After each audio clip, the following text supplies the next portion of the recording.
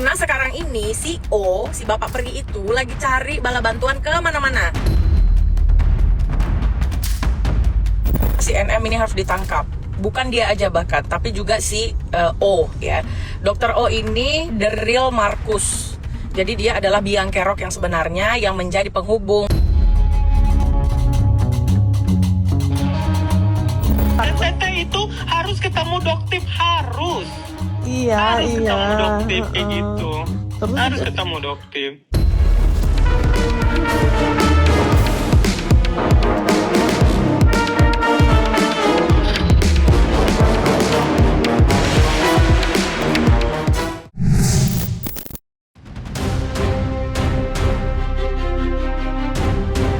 Hingga sampai saat ini, status Dr. Oki dalam kasus dugaan pemerasan dan tindak pidana pencucian uang yang dilaporkan oleh Reza Gledis memang masih terbilang aman.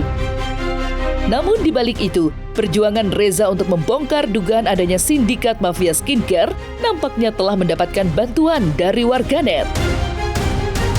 Buktinya telah tersebar sederet rekaman suara yang diduga membuktikan jika dalang di balik pergerakan sindikat itu bukanlah Doktif ataupun NM, melainkan sosok yang disapa Bapak Peri alias Dr. O.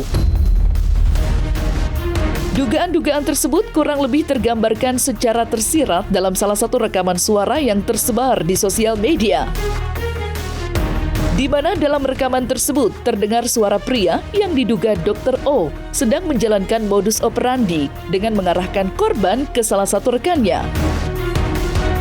Lantas mungkinkah Dr. O akan segera ditetapkan sebagai tersangka jika rekaman itu terbukti kebenarannya?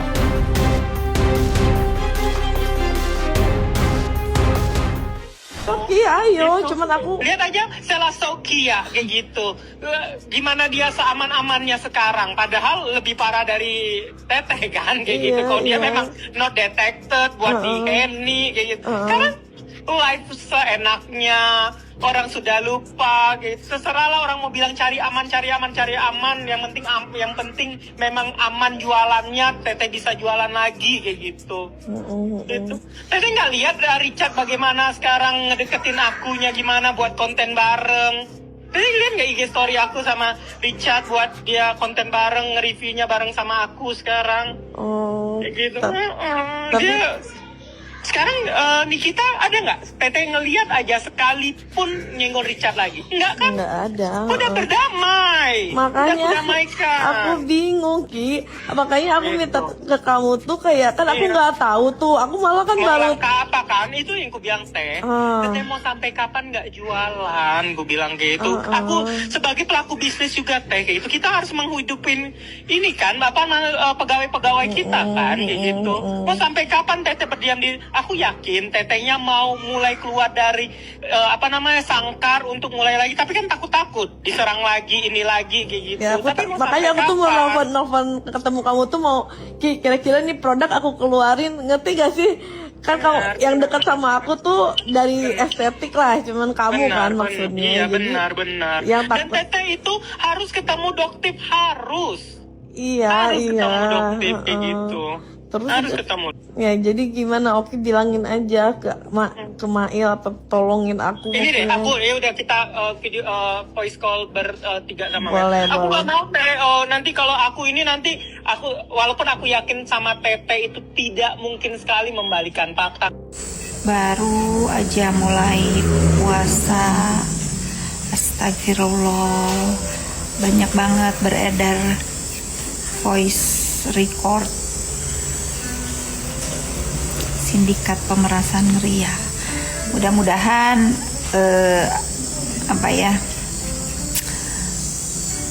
bulan puasa ini semua kehuru-haraan di dunia maya itu berakhir. Makanya aku sekarang lagi suka baca buku. Ngeri lihat sosial media, bikin puasa batal nggak sih?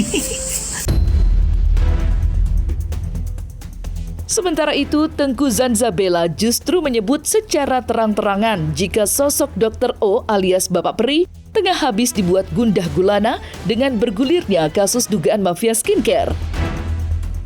Sampai-sampai ia harus pontang-panting mencari bantuan dari sederet tokoh kuat, serta mengaku jika dirinya terlibat kisruh ini karena terpaksa.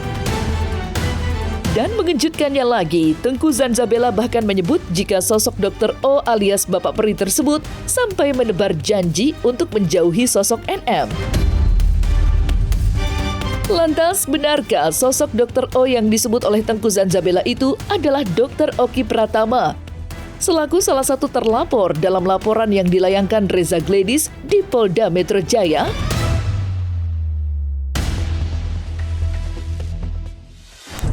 Jadi sebenarnya di kasus si NM sama O dan Topeng yang sindikat ini, kasihan sebenarnya di sisi lainnya si NM ini kan ada ogep-ogepnya ya. Karena sekarang ini si O, si Bapak Peri itu lagi cari bala bantuan ke mana-mana dengan bilang ke beberapa orang kalau misalnya nanti gue terbebas dari case yang ini karena dia adalah penghubung di pemerasan itu, dia bakal ngejauhin si NM. Kayak dia juga sama Dokter RL, mereka itu kan sebenarnya tadinya kayak apa ya, bisa gitu ya, kayak musuh dalam selimut masing-masing gitu, saling sikut-sikutan, tapi kayak ini loh istilah pepatahnya itu, membinih di dalam pelukan. Enggak, si O ini dia bilang ke orang, capek juga gue kasih 4M per tahun, nggak sanggup lagi, ya gue cari-cariin aja deh customer-customer yang bisa gantiin gue gitu. Nah, jadi sampai dengan saat ini pun si O itu belum dijadikan tersangka. Padahal harusnya biang kerok dalang dari segalanya itu kan dia. Walaupun lah misalnya ada permintaan dari si NM-nya, cariin gue dong, jadi dia kayak agent gitu loh. Gawat. Ntar lah ya gue live, kalian komen aja semuanya.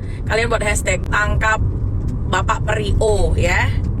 Komen saya nggak suka, masa mewawancarai saya bukan ngomongin saya. Intinya kenapa si NM ini harus ditangkap? Bukan dia aja bahkan, tapi juga si O ya. Dr. O ini the real Markus. Jadi dia adalah biang kerok yang sebenarnya, yang menjadi penghubung, bahkan yang mendesak-desak dan bilang-bilang, udah nggak apa-apa, kasih aja, kalau sama dia jangan ini nanti bahaya dan lain sebagainya gitu.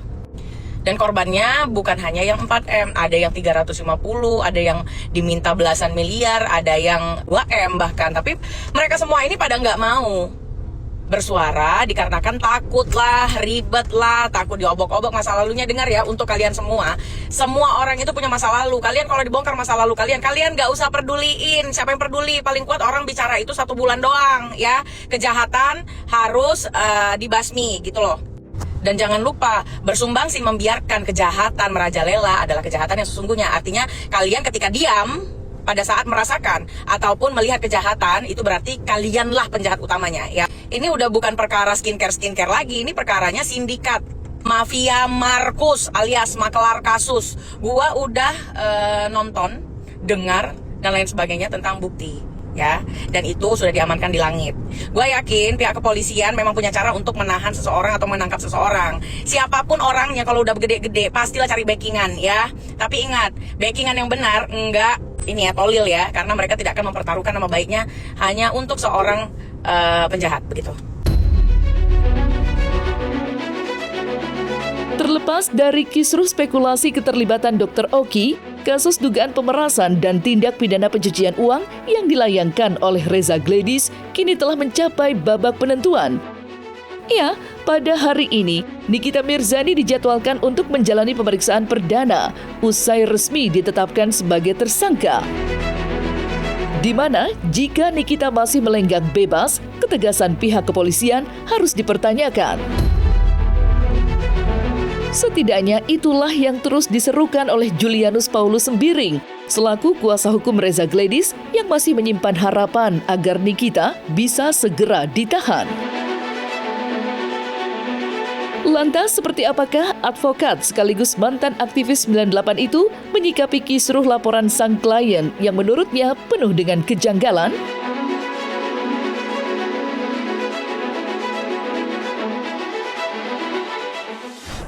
Bahwa peristiwa hukumnya itu ada 4, tanggal 27 Oktober, tanggal 13 November, 14 November, dan 27 November.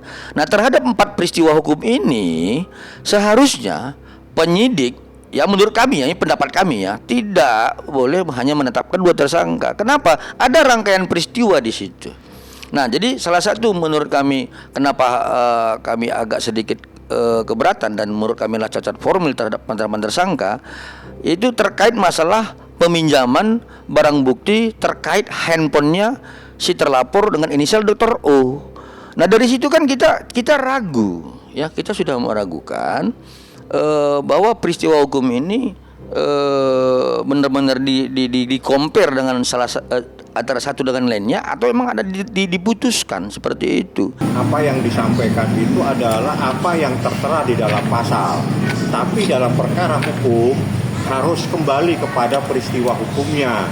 Artinya dalam perkara ini harus kembali kepada sebab akibat,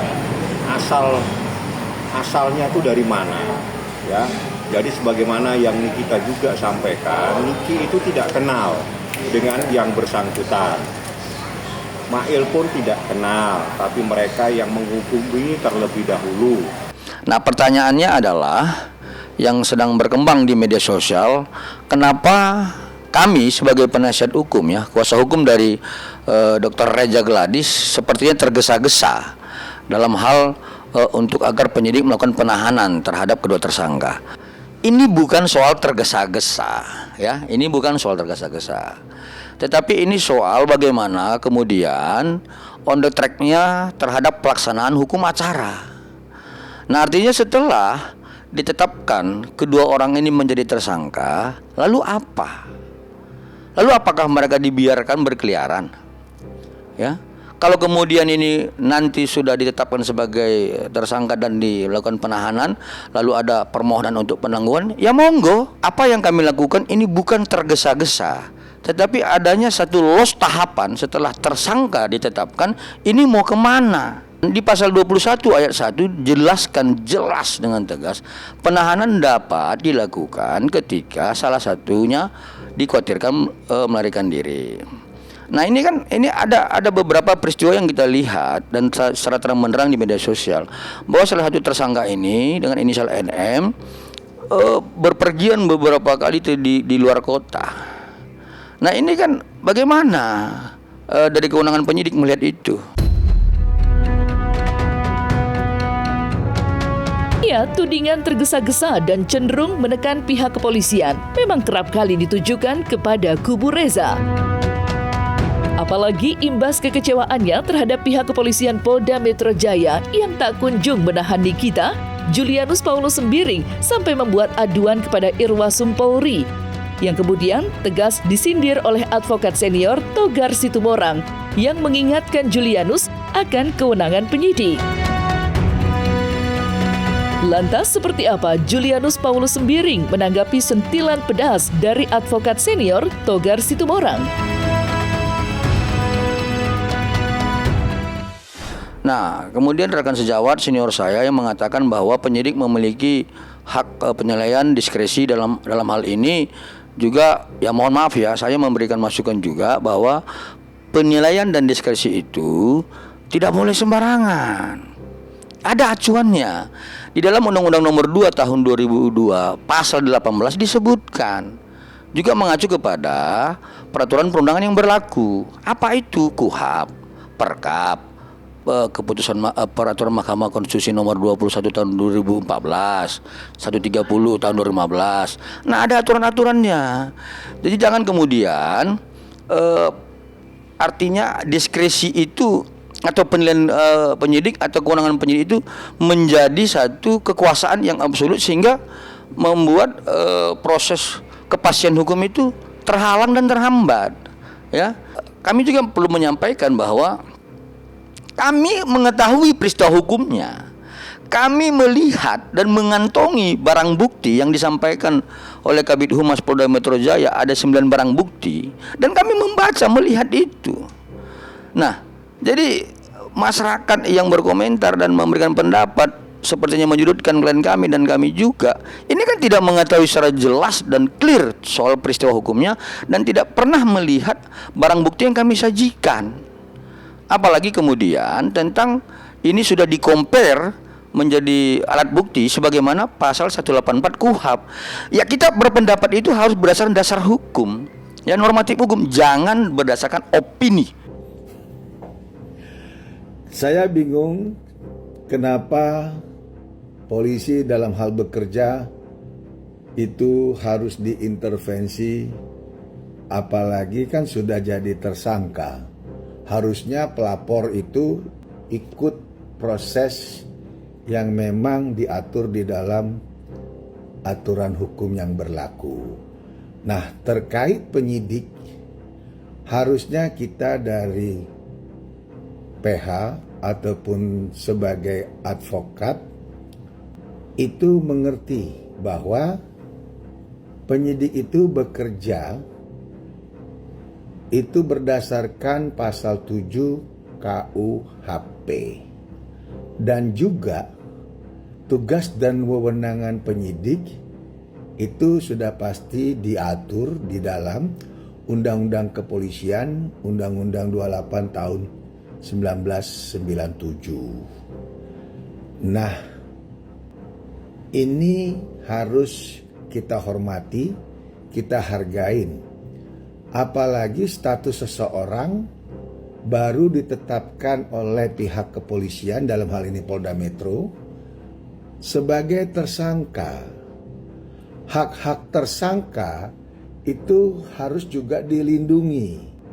Harus juga betul-betul jangan adanya sesuatu yang akan melanggar hak azazi dari tersangka itu sendiri. Saya rasa pihak pengacara pelapor paham itu.